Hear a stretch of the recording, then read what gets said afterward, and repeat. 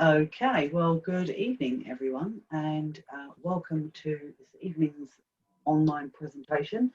We're going to be discussing the impact of COVID on the property marketplace, and we have a panel of speakers for you tonight. We're going to be given their version and their thoughts on this.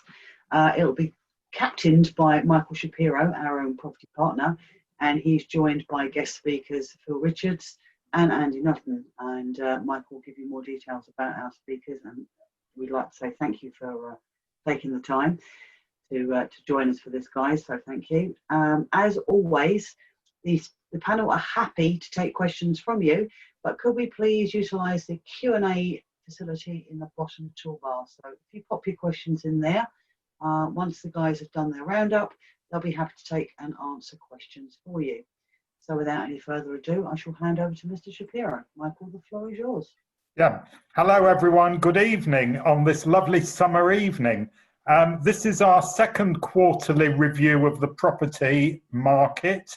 Our first one was in June, and we're all still here, as you see, working from home. And thank you all for coming along on this summer evening.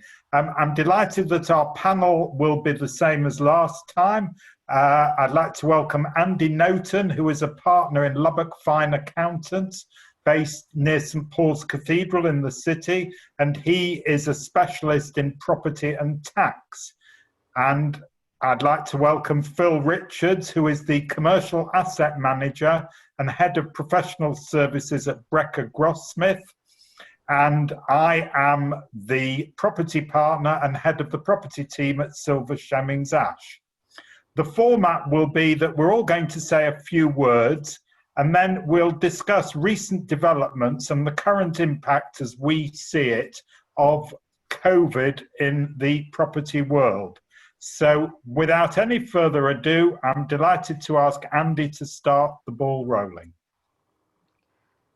Thank you, Michael, and thank you all for joining us. As Michael said, it's been 3 months since our previous sit down in this seminar, and there's been quite a few changes since then. 3 months ago, we had quite a lot of momentum towards easing of lockdown restrictions. We'll get into grips with non-essential shops opening, and we're all looking forward to Super Saturday here when the hospitality industry was going to reopen its doors. Last time I ran through some schemes that are open, things like the furlough scheme, business rates relief, coronavirus loans, deferral of tax, things like that. And they were all measures that were really aimed at trying to preserve the economy in its pre-COVID state, minimising job losses while the pandemic played out.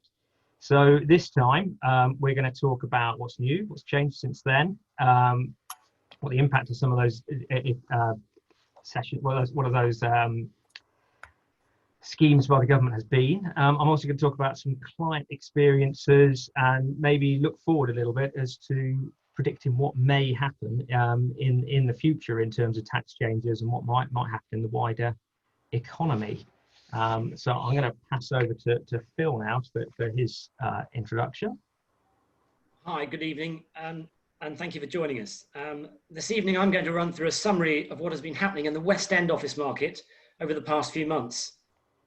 During my short presentation, I hope to focus on the following areas: an understanding of the impact of COVID, what impact COVID-19 has had on the market, an assessment of how the market has changed as a result of COVID, an assessment of occupier activity, and again, what might happen in the immediate future. I will then round off with a short summary and conclusion. And at the end of my presentation, I hope that you will have a better sense of a better understanding of what is happening in the market and a clearer sense of what lies ahead. I'll now pass on back to Michael. Yeah, right. Since we had our last panel discussion, I have definitely become much more of an advisory lawyer rather than a transactional lawyer. I've certainly still had transactions. I've worked on Andy on the acquisition of a country estate for a client, which we managed to get completed in 7 weeks from offer being accepted to completion. But in the main, I've become much more of an advisory lawyer, helping clients with their property requirements.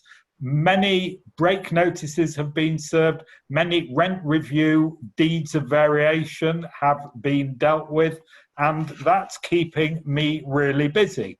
And our plot sales team in the residential side have been very busy since the last review, because of course valuers have now been out, the plots are no longer just on paper, they're now built out, and many of them have completed. So we certainly have seen an improvement in the workflow. I'm going to talk about 3 issues. I'm going to be discussing the non-return of workers to city centres, especially the City of London. I'm going to briefly mention the housing market, and then I'm going to talk about 3 changes in the law and practice which have happened in the last few months. Evictions and the code of practice, planning, which has certainly changed. First time in 30 years, there's been a big change in the use class orders. And then some of the deals that clients and well-known firms have been dealing with regarding rent payments. So I'm going to hand back now to Andy. Thanks, Michael, and good to hear there's quite a lot of overlap in terms of what we're going to talk about. So I'm going to start off with talking about what's new and what's happened.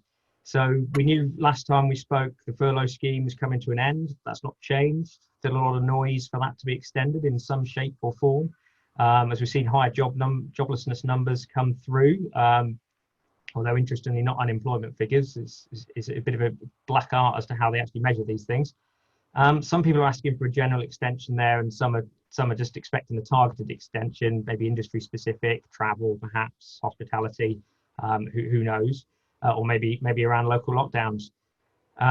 Business rates, we've all got our eye on the Chancellor come the autumn statement that's coming up. We know that there are no business rates for the retail, hospitality and leisure industries until March 2021, but there's no hint yet as to whether that might be extended. The business interruption loans, which we talked about, and talked about a lot of red tape last time, and it's actually interesting you see the statistics that there's been nowhere near as much lent as was forecast when these schemes were launched. There's been around 14 billion of CBILS loans granted to 60,000 businesses, compared to 35 billion of bounce back loans, which are the little £50,000 loans, which have been granted to almost 1.2 million businesses. So it's quite a big differential there. And deferred tax, we've not had a big change. So the government has, though, introduced some new measures, and these measures really, instead of the first measures, which were really preservation measures, these new measures are about kickstarting the economy. Firstly, we mentioned Super Saturday, the hospitality industry reopening. Well, that reopened in July. Then we had the Eat Out to Help Out scheme that was hugely popular in August. So popular that many of my local restaurants have continued doing it into September out of their own pocket. I don't personally act for many restaurants, so I'm not sure how profitable it was for these restaurants, but it does seem that there's plenty of people about. Interestingly, though, I was in our office yesterday in the City of London, and it was quite quiet. A lot of restaurants were still closed. There was a lot of people about, but a lot of businesses haven't reopened. So interesting to see how that'll go. The other element that really helped the hospitality sector was in July, we had this reduction in VAT, cut the VAT rate to 5% until 12th of January next year. So run all the way and run up to Christmas. And I think pretty much every hospitality business has used this just to boost margins. I certainly haven't seen prices come down by 15 pence in the pound. So I think that's just to help the businesses, and it's been quite successful.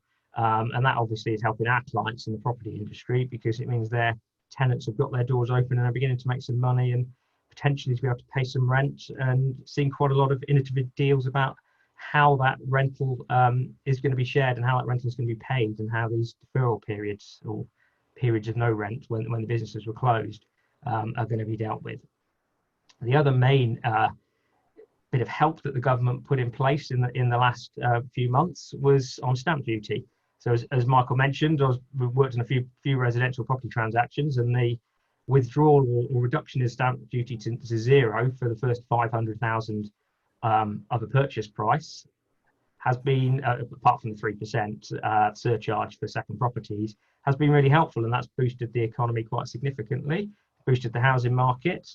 It's quite interesting their timing there, because the housing market generally reopened in May when it was announced that you could reopen show homes, estate agents could reopen, and that was a little bit before we had the last webinar. And I'd seen the impact on our clients, where they'd actually seen an uptick in businesses. Plot sales were happening. There was a lot of interest. There was pent-up demand that actually came to the fore. There wasn't a lot of people around looking for reductions in prices. Prices were holding up quite well. And then they went and added the stamp duty-free element for the first 500,000. So that's really kick-started the housing market, and we're seeing record prices. I think that there's a lot of averages to talk about there, but I think that has been pretty successful. So they're the main sort of measures that we've had. Talk a bit more later about client experiences, but I think at this point I'm going to pass the baton over to Phil and let him talk a bit about his next topic. I'm going to start off by trying to understand what impact COVID has had on the market, but I'm going to start by posing a question. How many of you have continued to work from home continuously since lockdown restrictions were eased, and how many of you have ventured onto a tube or train into central London to work in an office environment? During the period of lockdown, there has been a great deal for people to cope with, and amongst others, these have included working from home. For some, this may or may not have been a good thing. Wearing face masks, observing social distancing, deserted streets in our towns and cities, particularly in the square mile. And from a landlord's point of view, well, they've had to adjust to floors of empty offices, and in some cases developing a strategy as how to react to when their tenants have not been able to make rent or service charge payments. So there's been a lot going on over the last 6 months. And as we all know, the root cause of this has been the spread of an unseen virus, which has left, some would say, a trail of economic destruction in its wake.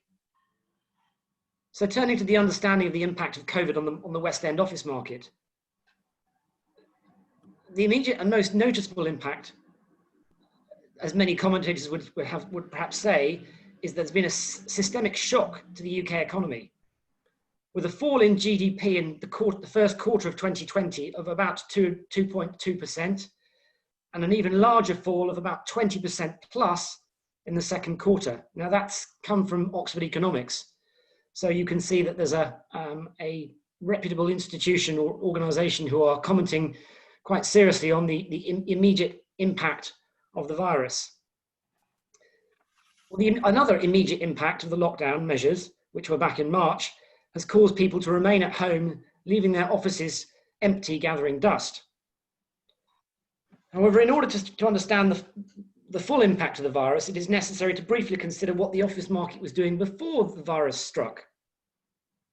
And prior to the start of lockdown, the economy, as many reputable economists would say, was moving in the right direction. And leading agents in the West End have talked of a robust leasing activity at the start of the year. This was on the back of a decisive general election, and there seemed to be an element of political and economic clarity at the time. Looking back at the time, Gerald Eve, in one of their recent reports, were commenting that office take-up in Q1 of this year was 3.2 million square feet, which was only just slightly below the 5-year quarterly average.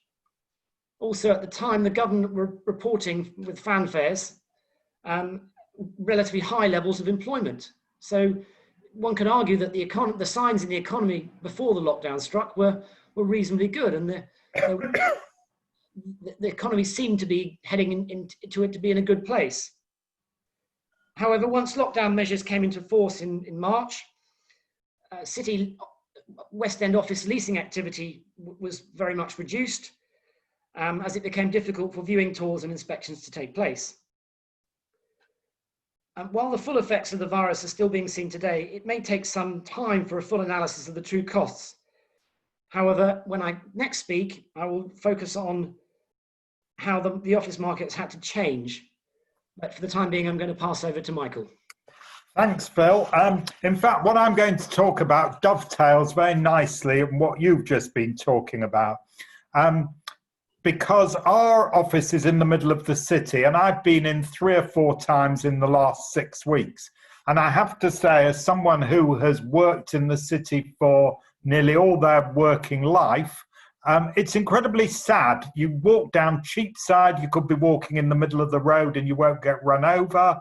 At the Royal Exchange Bank Mansion House intersection, where at lunchtime you would take your life in your hands for crossing the road, and then when you crossed the road, it was like being on a dodgem track with people, completely dead. And it's actually very sad that this wonderful place is dead.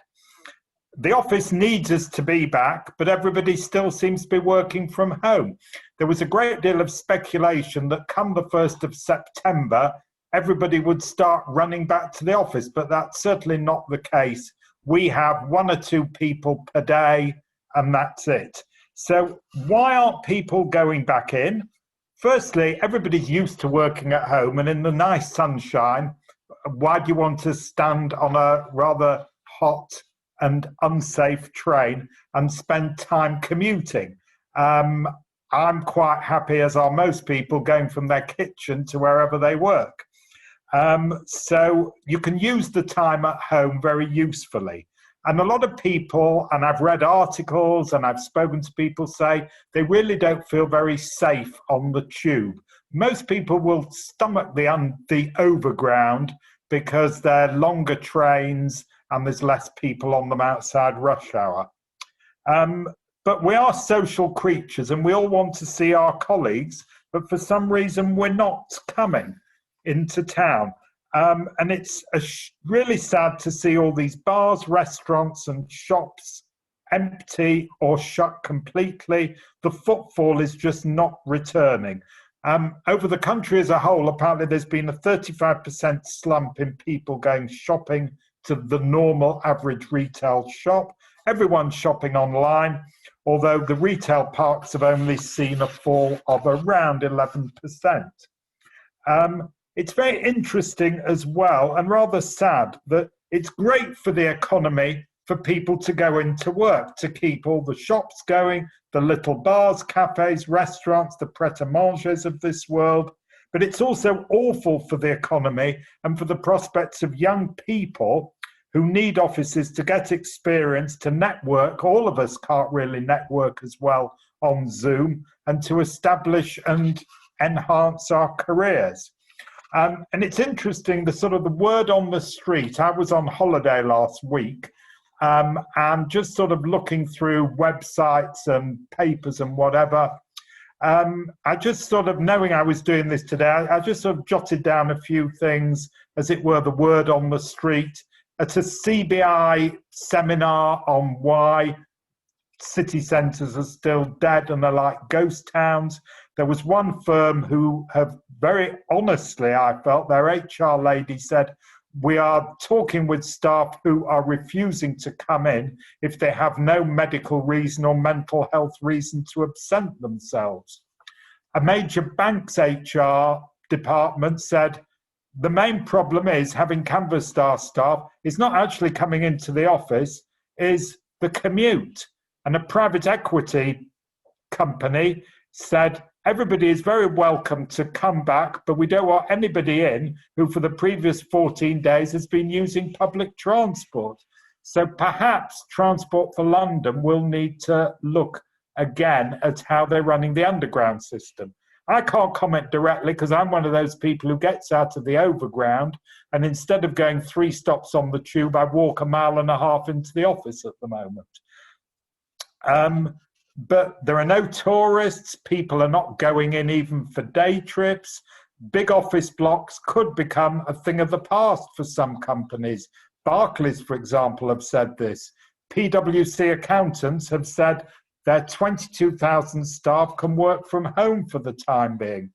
And it's interesting, those people who are going into work, 95% of people who are driving in compared to the week before March the 22nd. So clearly people have a great reluctance to go on public transport.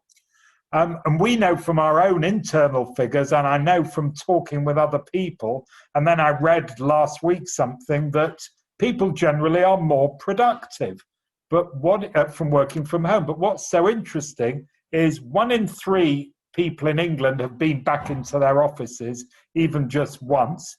7 in 10 in Germany, and 8 in 10 in France. And yet, the anticipated rush back did not happen.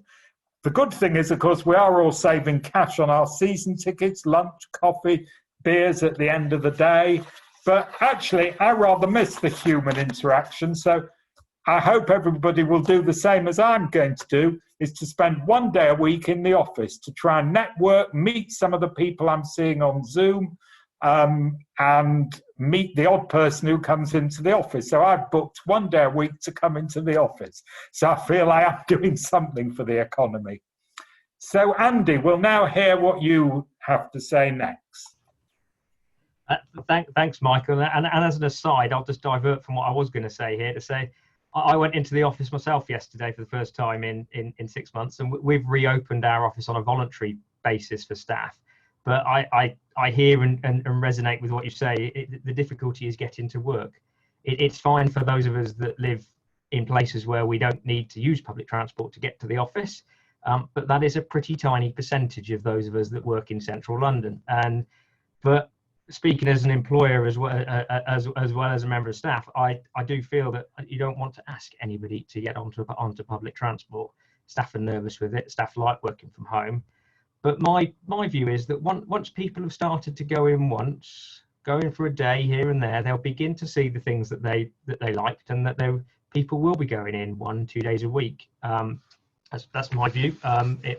It might change, but having done it once, I think I'll be looking forward to going in again next week. And Michael, I'll meet you for a beer if it coincides with your day. So what I was going to talk about now was some client experiences, things that have happened. This is just some anecdotal things over the last 3 months.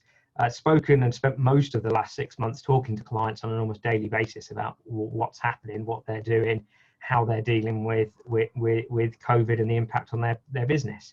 So firstly, I'll touch on some developer clients. For those who are constructing sites or are in the construction industry, obviously late March it was all stopped, but by the time we'd got to June, pretty much all sites were back on and everything was full steam ahead again. But even that, there was a 6-week pause for a lot of construction sites, and it took a bit of time to get people back onto those sites. So most of those developers are now looking at where they might have been looking at an end of 2020 finish of a site, and now pushing that out to Q2, Q3 2021. And that's had a knock-on impact on when they're looking for pre-sales and sales launches. I think for those that already had their show homes open or were quite close to finishing, already had pre-sales, those clients all continued on with it as soon as they could reopen. And they were the ones that really worked hard to make sure their construction teams got them the finished product so that they could actually get those pre-sales over the line. Pre-sales generally went through. There were a few where clients have lost them, but I haven't really had any experiences of clients of losing pre-sales and not being able to replace them with another sale at or above the original off-plan sale. So certainly things like the stamp duty holiday, but as I said earlier, it's not just that, it's just that the market itself just seems to be quite strong in the housing sector. I think Michael will touch on some planning changes later on, but that has certainly had all our developer clients going back through their lists of previous developments and looking where they might be able to change use, put extra floors on, and generally that's enabled them to look at some fairly good projects which are going to give them no initial cost in where they already own the site. It'd be difficult and difficult to add units when you've got existing flat owners in there, but where there's a will and where there's some profit, I think there will be a way.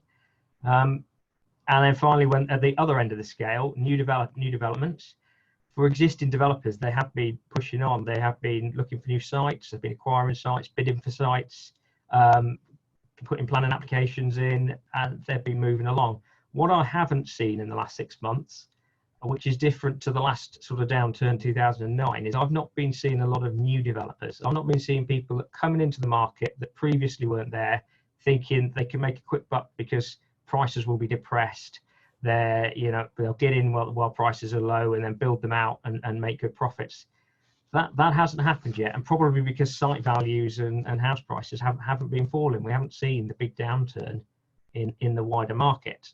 Turning to investor clients, most meetings, and I also have a hat as an auditor of property businesses as well as an advisor, and we've seen huge numbers of different ways of recasting leases that are already in place for landlords to meet the needs of their clients, to try to keep people in offices, to try to keep people in retail units, to try to make sure people are paying. We've seen news only in the last few days where the evictions have been extended again out till Christmas. That means that people are not able to take action. That's caused quite a few clients difficulties where they know they've got clients and tenants that can pay but aren't paying, and with those it's mainly just a question of sitting tight and not agreeing reductions where clearly those clients are able to, or residents or tenants are able to pay. On transactional sides, things are definitely slow on the transactional side. We've seen transactions come back. We're working on a big transaction at the moment that was paused on the 23rd of March, the day we went into lockdown. Came back last month with a chip off the price, but still pushing on both buyer and seller and bank willing to go on ahead, and hopefully that's going to complete in the next few days. So seeing a lot of activity.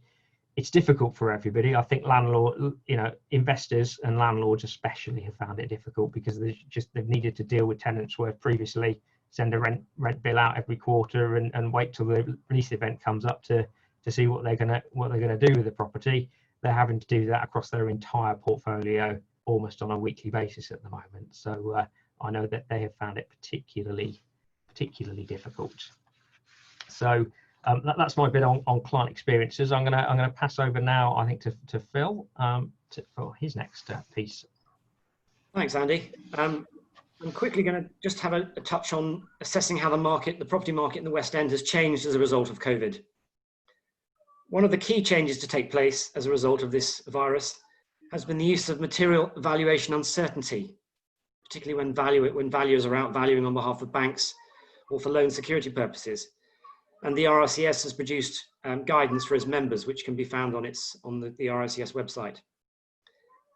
In the normal operation of the market, the gathering of comparable evidence is a common task undertaken by valuers and agents, and this will help to form an opinion of value for a wide range of property assets. Government-imposed restrictions have created a unique set of circumstances, which has led to a lack of transactional evidence. In such circumstances, situations where transactional evidence might not exist, or its basis of agreement could reflect a market operating in a very differently, this is quite dangerous and potentially could lead to valuers being sued for negligence. So the use of material uncertainty in valuations is very important. Another change which could become more prominent is that older buildings in need of refurbishment are more likely to be seen as less desirable for occupation. As market activity will increase, some agents are commenting that this will generate a greater demand for prime or newly refurbished buildings that are more suitable to current tenant requirements, in particular for meeting COVID requirements. And there is slight concern that this may lead to a further divergence in rental profiles between prime and secondary properties. A further change to the market is the anticipated rise in the availability or vacancy rate as tenants seek to consolidate their property holdings and leases. And in short, this could create a situation where landlords are prepared to offer greater incentives to tenants to attract them to their buildings. And there is comment that rent-free periods in the West End on 10-year leases may move out by as much as 3 months or so. And so we'll have to see how that impacts the market and whether that does have an impact on tenants signing leases or not. It may also mean that because of the time it takes for things to happen now, that transaction times are much longer. One final point to mention is that which Andy mentioned, that as construction sites were paused in March, the number of new schemes coming to the market have been slightly delayed, and that has caused the development pipeline in the West End and the city, or across London as a whole, to decline a little bit. And that could put pressure on the availability and demand for grade A office space. But anyway, I'll pass back over to Michael. Thanks, Phil. The housing market, I'm just going to talk briefly about it. Our firm is also a construction specialist firm, and we know that what you've both been saying, that the construction side has slowed down, but what is really booming at the moment, and I know this from looking in my own road and from my own planning permission application that is in at present, the number of people who are either building small extensions or are converting their garages to offices. There's 3 or 4 building sites down my road where that's happening, and once I've got my planning permission, it's going to happen here. So the small builders apparently are very busy at the moment. Although the house builders are all talking of a mini boom over the last couple of weeks, certainly on estates where there's a show house and people have got something concrete to look at. In August, the housing market, that is transactions that actually completed, rose by 2%, which may not sound a lot, but month on month it is, particularly as it was only forecast at 0.5%. It's mainly boosted by pent-up demand, SDLT, holiday, and of course behavioural shifts, because people who've been working from home need more space, or people want to go live near a green space, and as long as it's got good internet, that's the main thing.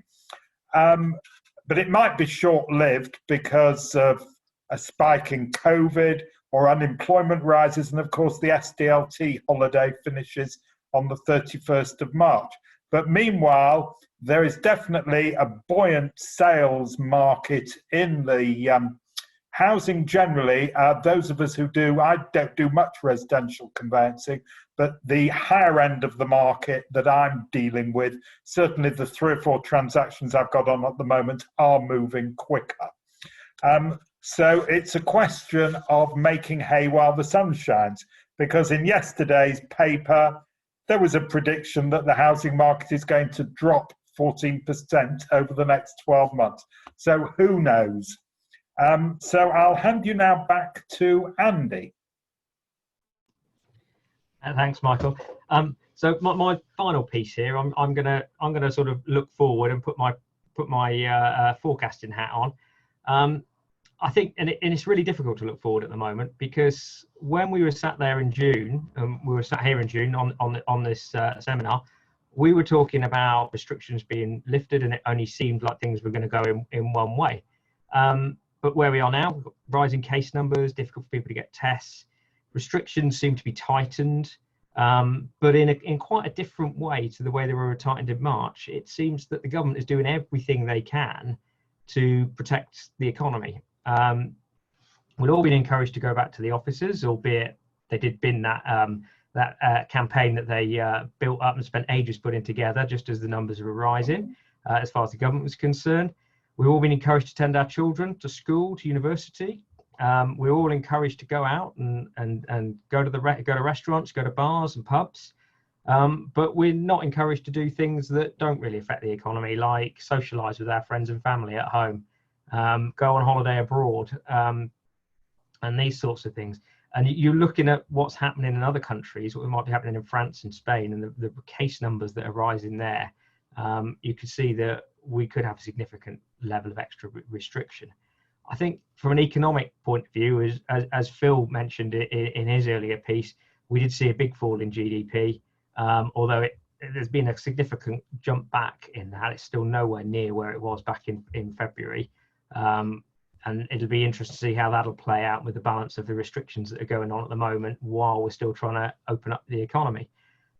There's a lot of prediction of increased unemployment as well, and that's going to have a big knock-on impact on the housing market and the whole hospitality sector and the whole property industry. I think, as Michael was saying in his earlier piece as well, we're moving to a period now where we're seeing big changes in the way the world is working. We're looking at every employer is looking at agile and smart working. Not many employers saying, well, we'll be back to where we were in February, and that's how life will be again. That's not going to happen. We'll see people spending more time working from home. We'll see people, like Michael says, we'll see people building offices in their back gardens. We'll see people moving and living in different parts of the country. They might not necessarily need to live in town centres. Could we even see, as you see the city is quieter, could you even see city centres begin to get hollowed out in a sort of 1980s US Detroit style? I think it's unlikely, but you never know. I think another prediction, I think, is that the interest rates, we had temporary low interest rates in 2009, and we've heard phrases like lower for longer, and now we're hearing phrases like even lower for even longer. I think interest rates are not going anywhere in the near term. We saw inflation, results come out yesterday, 0.2% for August for inflation. It's just not there with interest rates almost at zero. I think the big question mark is going to be about government debt. We've seen an enormous amount of spending by the UK government in the last 6 months. How's it all going to get paid for is a question that the newspapers like to pose. And we're all now looking to the autumn statement and the Chancellor's budget to see what might get changed. My main prediction is I don't think we're going to see any significant change come autumn. I think we'll see an awful lot of measures aimed at stoking the economy, probably big infrastructure projects, maybe big house building programs, possibly directly by the government, possibly indirectly by housing associations and the private sector with the use of grants and extensions of things like the Help to Buy scheme. We'll see other big infrastructure spending on things like potentially transport, potentially hospitals, schools, all of those areas. I think we'll see the government looking to spend more money despite the fact it's running a huge deficit. On taxes, I think we've seen speculation around capital gains tax potentially moving to income tax rates, looking potentially at small rises in VAT, but I don't think there's anything significant there. Inheritance tax is always seen as one that's quite easy to challenge, and there's a lot of talk about significant reform to inheritance tax. I don't think they'll change anything hugely there, but they might put out feelers and might put out consultations to change that over time. I think the other nailed on change will be self-employed national insurance rates. They'll get increased because of the grants that were given to those who are self-employed, similar to the furlough scheme. I think the argument that people who are self-employed pay lower national insurance because they have to fend for themselves when there's something like a pandemic or joblessness, I think is more difficult case to make. So I think we'll see those rates move together. We'll see probably some higher corporation tax over time, but I think, as is the way in recent years, it's not likely to be something that will change tomorrow. It's likely that the government will forecast that's going to change come next year or the year after. And I think lastly, big prediction for the property market is going to see some significant change to business rates. I think the current system is going to get torn up and something completely new is going to get put in place. Possibly not immediately, but I think the March 22 year is going to be quite a big one. They might just extend the leisure, hospitality and retail rates relief for another year while something else is put in its place. So they're my predictions. We'll probably see in 3 months or so whether they're likely to have come true or not. But we shall see. And with that, I'm gonna pass you over to Phil for his next piece. Thanks, Andy. In my final sort of part, I'm going to combine an assessment of occupier activity with some thoughts on what is likely to happen in the future. The greatest issue here is that demand for offices among tenants. And although the government is now trying to actually encourage people to return to offices, as both Michael and Andy have commented, people are actually fairly fearful of returning to the work for fear of being exposed to the virus and through public transport. For example, according to a recent report by the Office of National Statistics, 57% of London's employees were working remotely in April. And I think this trend is likely to continue. The the lockdown restrictions meant that the tenants were reluctant to commit to taking space because the uncertainty that the virus created. And some of the larger companies are not setting a clear date as to when their employees could return to the office. So it's very difficult to see how the market may improve. But it will improve, as I'm sure you hope you will all agree with me. But it may not improve to a certain extent until there is a development of a vaccine to give people absolute confidence that the virus can be beaten once and for all. At the risk of being shot, there is also the ugly prospect of Brexit returning to the top of the agenda, as you may have seen in the news in the last day or so. And this may add to the uncertainty that's swirling around the market at the moment, which, as you know, uncertainty is very bad for business. I agree with many of the things that Andy said in relation to what might happen in the future. And one of the things that may happen is that there may be increased demand for offices in locations at the centre of transport hubs. So Paddington, Victoria, London Bridge, for example, where people have an easier commute straight in on perhaps the overground and don't have to jump on a tube or a bus to get further into central London. So you may see demand for offices in those locations start to increase, which may be a good thing. And certainly the buildings in those locations are more modern and more adaptable to meeting the COVID requirements. And that may cause prime rents in those areas to increase a little bit. For example, at the moment, prime rents in Victoria are around the £77 per square foot mark. And if there is a demand for more space in Victoria, that might lead to an increase in those prime rents from £77 to a little bit more. But who knows? It's very difficult to sit with a crystal ball and gaze into the future as to what may or may not happen.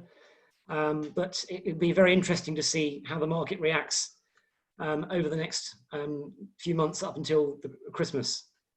But yeah, we won't wait to see what happens with interest. Michael. Thank you. Well, I'm not going to crystal ball gaze at all, because it is impossible to crystal ball gaze as to what changes might happen in the law. Although I don't think 3 months ago anybody thought that the whole planning process would finally, after 30 years, be reformed, and actually that one very important piece of legislation would come in. It's interesting, the week after our last seminar, the Ministry of Housing, Communities and Local Government produced this code of practice, which actually makes a lot of sense.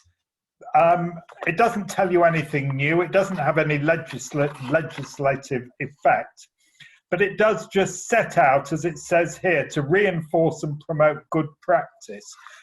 Regrettably, good practice hasn't always been seen over the last few months in the property market. The next thing I am going to just talk about is planning, because at long last, we have a Prime Minister who has decided to take a grip on our somewhat archaic and outdated and bureaucratic planning system.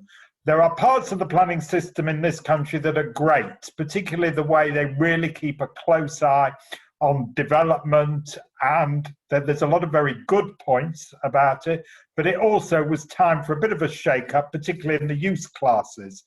And true to the Prime Minister's word, within 2 or 3 months, new use classes came in as from the 1st of September, with the aim being to rejuvenate city centres.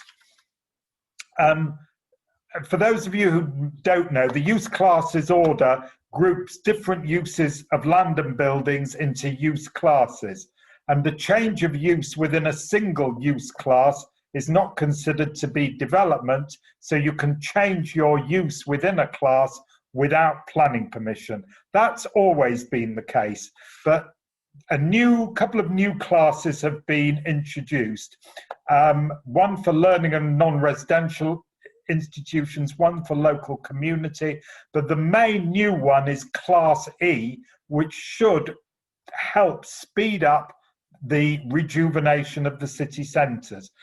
Class E is for commercial, business and services. And what's happened is that the old Class A, which was retail, A1 and A3, shops, financial, professional services, restaurants and cafe, and B1, which was offices, research and development, light industrial, is all now within Class E. So it's very much wider. So you've got this much, much wider use class rather than these very narrow use classes. The changes were devised to try and arrest the decline of the high street. And I think that in time, this particular Class E will provide more flexibility for business to adapt to meet changes that are required and demands. Also, Class E will have greater increased flexibility. As I said, it's so wide to be able to switch between a range of commercial uses within the previous restrictions, and it should stop a lot of the administrative delays that we all know. Phil, I'm sure, came across when he was trying to get deals done. I did when clients were taking something that had a use class change. And the other two new classes, F1 and particularly F2, which is called the local community class, is to recognise the importance of small shops. So whilst that's not a detailed look at the classes, I hope it gives you an idea. They apply to all locations. There's no particular restrictions in size of unit and no requirement to notify the local planning authority of an intended change of use. However, remember that existing planning conditions on a property, for example, parking opening hours, continue to apply to a new use. So we obviously will still need to check the planning history, and landlords and tenants will still need to check their leases for any constraints imposed, for example, by way of restrictive covenants or user. So that is a very welcome change indeed. Now, the next thing that's happened, and this is hot off the press from yesterday, is that the government extended until the end of the year the commercial, quote, ban on eviction proceedings.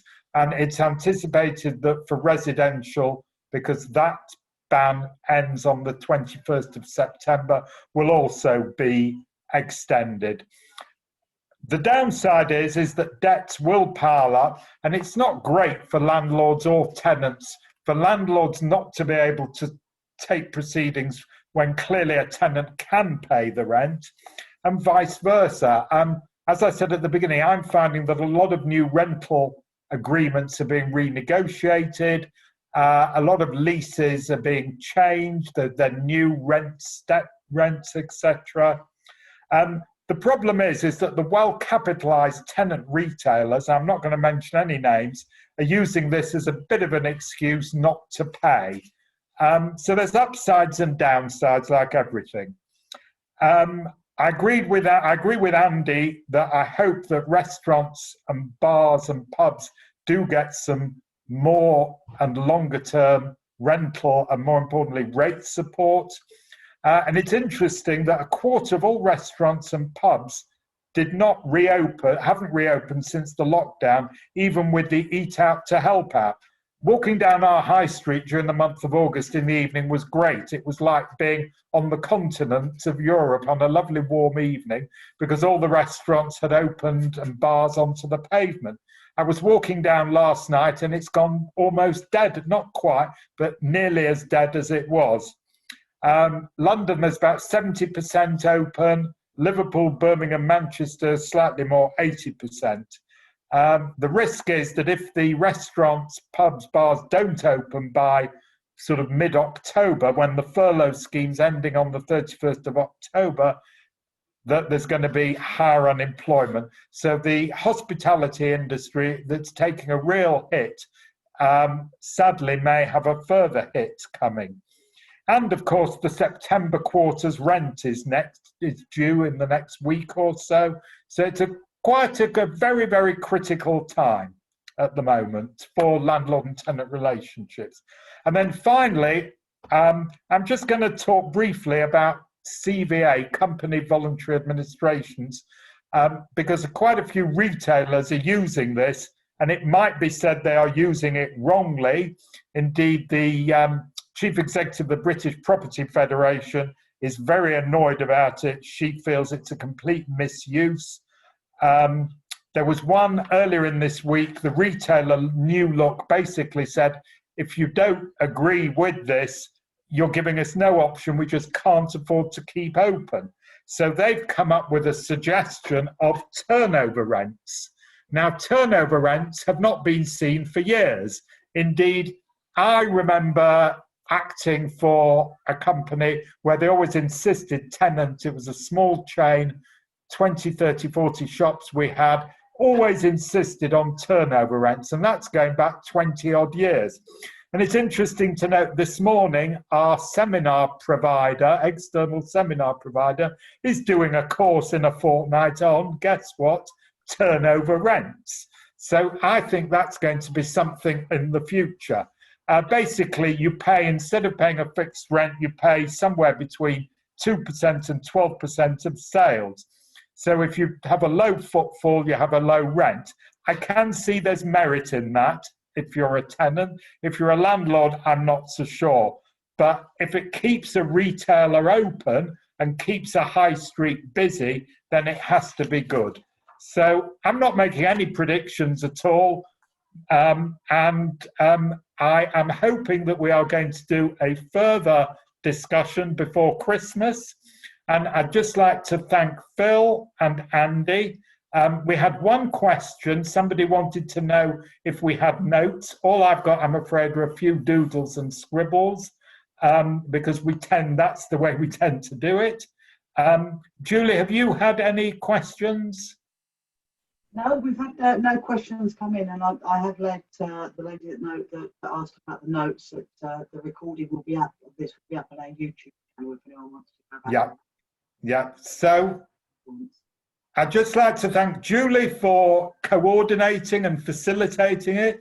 I'd like to thank Phil and Andy again for giving up their time to appear. I hope everybody who's participated, everybody who has listened to this live, and all those hundreds of people that are going to go onto their YouTube will get something from this. Everybody take care. Do try to come into the office to stimulate the economy a little bit, and we'll see you all in December. Thanks very much, everyone. Bye-bye. Thank you, everyone. Thank you. Just to say, we've had an inquiry about the YouTube channel. When I send these certificates out tomorrow post-event, I'll make sure there's a link to our YouTube channel so everyone can find this recording. Thank you. And thank you, Michael. Thank you for a beautiful job of hosting there. And we will. I can have my glass of red wine. You can indeed. You're allowed now. We will speak to you all again before Christmas. Thanks to all that logged in tonight. Thanks very much. Take care, everyone. Bye. Bye bye.